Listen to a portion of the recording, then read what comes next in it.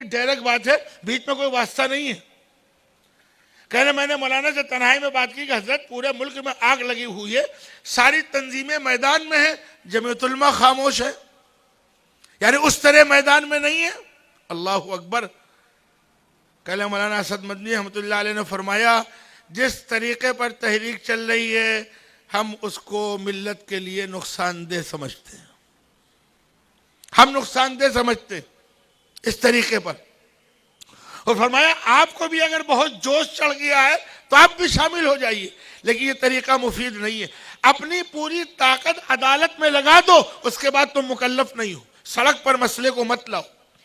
اور اس کے بعد جو بات فرمائی، اتنا کہنے کے بعد کہنے لگے اگر مسلمان اسی طریقے پر چلے تو دو نقصان ہوں گے. سن 87 کی بات ہے یہ، دو نقصان ہوں گے. میری بات تو ہو رہی 92 کے بعد، وہ نقل کر رہے ہیں 87 کی بات. دو نقصان ہوں گے. نمبر ایک، یا اللہ مسجد کو کوئی بچا نہیں پائے گا. کب کہہ رہے ہیں؟ اور ملک کی فضا اتنی زہر آلود ہو جائے گی کہ مسلمانوں کا جینا دوبر ہو جائے گا. وہ سمجھ رہے تھے اس کے پیچھے سازش کیا ہے، خاموش ہو گئے. کہہ رہے ایک سال کے بعد مولانا پھر تشریف لائے، پھر تنہائی میں ہم نے یہی بات کی، اور مولانا نے ٹھیک انہی الفاظ میں پھر یہی جواب دیا.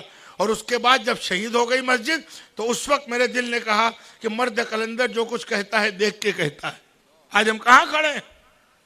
وہ لوگ جو عدالت کی بات نہیں کرتے تھے، اب وہی جو بڑے جوش میں تھے، بڑی بڑی ریلیاں نکال رہے تھے، اب وہ بھی کہہ رہے ہیں ہاں ہمیں عدالت کا فیصلہ منظور ہے چاہے ہمارے خلاف ہی کیوں نہ ہو جائے. پٹنے کے بعد، سب کچھ لٹانے کے بعد.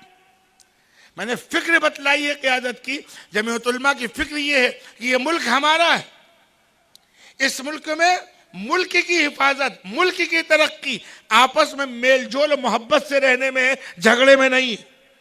جو لوگ بھی ملک کے اندر نفرت پیدا کرنا چاہتے ہیں وہ اپنے گمان میں کسی طبقے کے خلاف ہو. ہمارے نزدیک، جمعیت علماء کے نزدیک، وہ اصل میں ملک کے خلاف ہے. اگر کوئی ایک مکان جلایا گیا تو آپ نے سوچا کہ ہم نے فلاں کا مکان جلایا، اور جمعیت علماء نے سوچا کہ آپ نے ہندوستان کا مکان جلایا. آپ نے ملک کے 10 لاکھ کا نقصان کیا، کسی فرد کا نقصان نہیں کیا. پہلا نقصان ملک کا ہے، اس کے بعد کسی فرد کا ہے. ہماری سوچ یہ.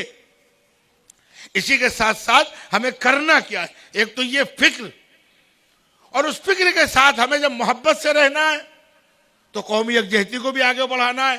دلت مسلم اتحاد کی جو مہم چل رہی ہے، ملی اتحاد کی مہم چل رہی ہے،